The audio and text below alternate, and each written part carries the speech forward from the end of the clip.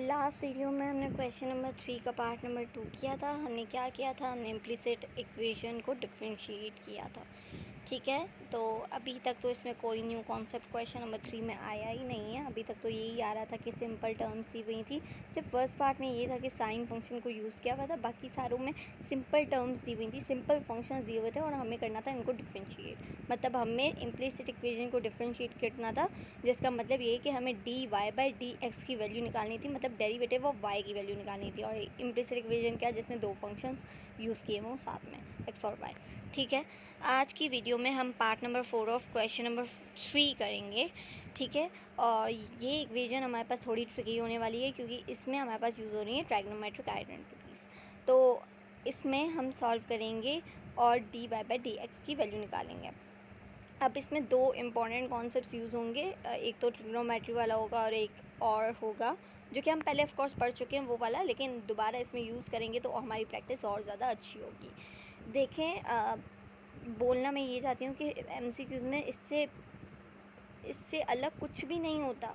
अगर आप इन क्वेश्चन को अच्छी तरह सॉल्व करते हैं, मुझे पता है एमसीक्यूज़ में थोड़ा थ्योरी भी आती है, थोड़ा वो हमारे पास क्वेश्चन सॉल्यूशंस वगैरह भी आते हैं, लेकिन ऐसा कुछ भी नहीं है। अगर आप इनको सही तरह सॉल्व करते हो तो आपको एमसीक्यूज़ की प्रैक्टिस तो आपकी होती ही रहेगी ऑफ कोर्स। और मैं भी इस चैप्टर के एंड में आपको क्या करवाऊँगी, आपको पूरे एमसीक्यूज़ करवाऊँगी जो कि नस्ट में आए हुए हैं, जो कि फास्ट में आए हुए हैं। फास्ट में तो ऑफ कोर्स नहीं, बट जो कि नस्ट में आए हैं, यूईटी में आए हुए हैं और मैरान में आए हुए हैं, एनईडी में आए हुए हैं, हम सारे वो करेंगे सॉल्व। ठीक है, तो अभी हमें डिफरेंशिएट करना है। तो फर्स्ट तो हमारे पास यही कि आप इक्वेशन को एज इट इज़ लिख दो। दूसरा हमारे पास ये है कि लिख लो अप्लाइंग क्या,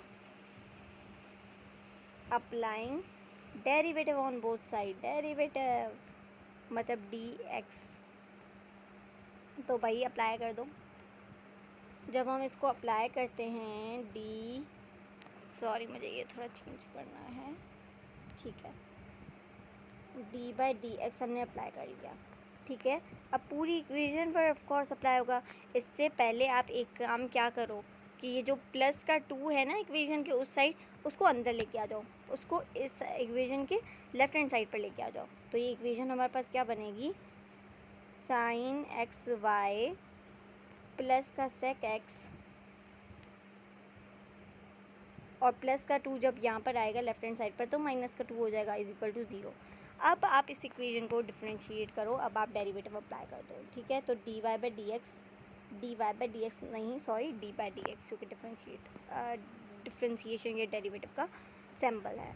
हमें किसका लेना है डेरिवेटिव, यहाँ पर हमें पूरी इक्वेशन का लेना है जो कि है sine X Y plus sec X minus का 2 इज़ इक्वल टू 0। हमें पूरी इक्वेशन का डेरिवेटिव लेना है। तो अगर हमने पढ़ा है कि 2 फंक्शन, 3 फंक्शन, 4 फंक्शन, अगर वो आपस में प्लस या माइनस हो रहे हो, हम इसका डेरिवेटिव कैसे लेंगे, इंडिविजुअल फंक्शंस पर डेरिवेटिव अप्लाई कर दो, इंडिविजुअल फंक्शंस पर डेरिवेटिव अप्लाई कर दो। डेरिवेटिव इस पर भी आएगा, डेरिवेटिव इस पर भी आएगा और डेरिवेटिव इस पर भी आएगा। ठीक है, तो आप अप्लाई कर दो। पहले तो डी बाई डी एक्स आ जाएगा साइन एक्स वाई पर। ठीक है, फिर प्लस की साइन आ गई, derivative D Y by D X आ जाएगा सेक एक्स पर। ठीक है, फिर माइनस की साइन, डेरिवेटिव आ जाएगा एक कांस्टेंट टर्म 2 के ऊपर इज़ इक्वल टू 0 हो गया। ठीक है, अब आप इसको सॉल्व करो। अब ये बहुत मज़े की इक्वेशन बन चुकी है, अब ये बहुत मज़े का क्वेश्चन बन चुका है और आपको बहुत मज़ा देने वाला है। ये क्वेश्चन सॉल्व करने में आपको बहुत मज़ा आने वाला है। अब हमें डेरिवेटिव लेना है साइन एक्स वाई का, हमें डेरिवेटिव लेना है साइन एक्स वाई का। तो आप पहले तो आप देखो कि 2 फंक्शंस आपस में मल्टीप्लाई हो रहे हैं। ठीक है, तो आप इनका डेरिवेटिव कैसे लोगे, कि आप फर्स्ट फंक्शन को बाहर फेंक दो, डेरिवेटिव ले लो। एक मिनट, तो आप क्या करोगे, हमें डेरिवेटिव लेना है साइन एक्स वाई का। तो पहले तो आप साइन को देखो। ठीक है, तो डेरिवेटिव जब हम लेंगे साइन का तो वो कॉस में कन्वर्ट हो जाएगा, ठीक है, वो हो जाएगा कॉस में कन्वर्ट, वो हो जाएगा कॉस में कन्वर्ट, और फंक्शन आ जाएगा उसके साथ, एक्स वाई आ जाएगा उसके साथ। इतना ही नहीं, फिर आप डेरिवेटिव ले लोगे डी बाई डी एक्स ले लोगे एक्स वाई फंक्शन का, हमने ये पढ़ा है, ठीक है, बिल्कुल पढ़ा है। अब हमें डेरिवेटिव लेना है सेक एक्स का, तो डेरिवेटिव जब हम सेक एक्स का लेंगे तो क्या हमारे पास आएगा, sec function multiply by tan function, और डेरिवेटिव ले लोगे किसका, आप डेरिवेटिव ले लोगे फंक्शन का, ठीक है। फिर derivative of a constant term is always equal to zero, that we already know, ठीक है। तो ये तो ज़ीरो के इक्वल हो गया और ये इज़ इक्वल टू ज़ीरो आ गया, ठीक है। अब हमारे पास बहुत अच्छी इक्वेशन बन चुकी है। अब कॉस एक्स वाई तो आप एज इट इज़ लिख दो, cos X Y as it is लिख दो। अब हमें डेरिवेटिव लेना है उन दो फंक्शंस का जो आपस में हो रहे हैं मल्टीप्लाई, तो हमें पता है कैसे लेंगे इनका डेरिवेटिव, फर्स्ट फंक्शन को बाहर फेंक दो, derivative D Y by D X ले लो दूसरे फंक्शन का, फिर जिस फंक्शन का आप डेरिवेटिव ले चुके हो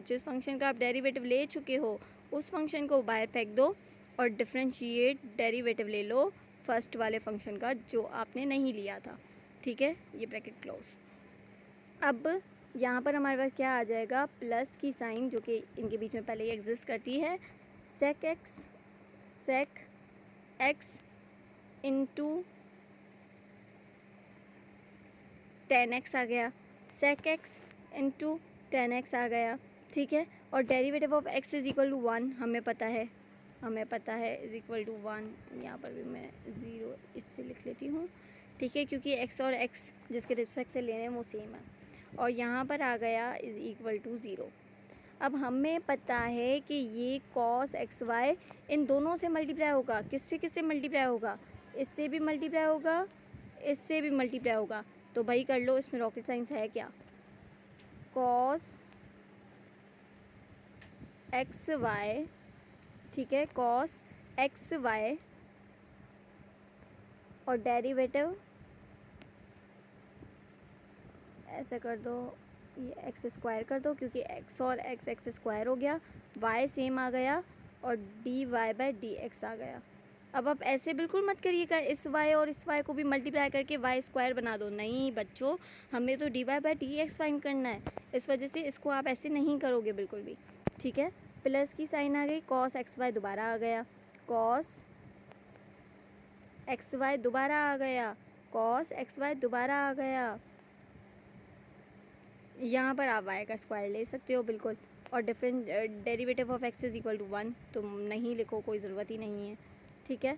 फिर प्लस का सेक एक्स प्लस का tan X is equal to zero. अब हम इसको और कैसे सॉल्व करेंगे, जिसमें D Y by D X आ रहा है आप उसको तो पहले अलग ही कर दो, जिसमें D Y by D X आ रहा है आप पहले उसको अलग ही कर दो, तो जब हम इसको अलग करेंगे तो हमारे पास सिर्फ इसमें आ रहा है D Y by D X, ठीक है, सिर्फ इसमें हमारे पास आ रहा है D Y by D X, सिर्फ हमारे पास इसमें ही आ रहा है D Y by D X, ठीक है। तो हम और सारी टर्म्स को वहाँ पर लेके चले जाते हैं, इस वाली टर्म को छोड़ के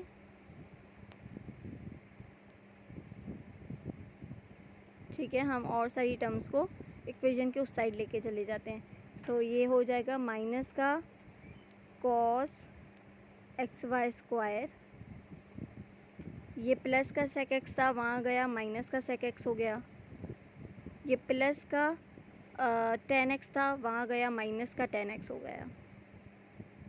अपॉन में क्या आएगा, अपॉन में हमारे पास अभी तक तो कुछ भी नहीं आएगा क्योंकि अभी तो हम बेसिक टर्म्स को वहाँ इक्वेशन के उस साइड लेके गए।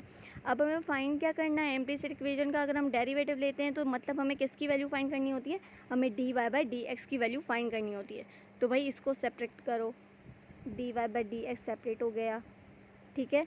यहाँ पर कॉस एक्स वाई स्क्वायर पूरा मल्टीप्लाई हो रहा है D Y by D X से, जब वहाँ जाएगा तो डिवाइड करेगा, ऑफ कोर्स करेगा, तो ये तो ऊपर वाली टर्म तो सारी सेम ही लिख दो, एक्स वाई स्क्वायर माइनस का सेक एक्स माइनस का टेन एक्स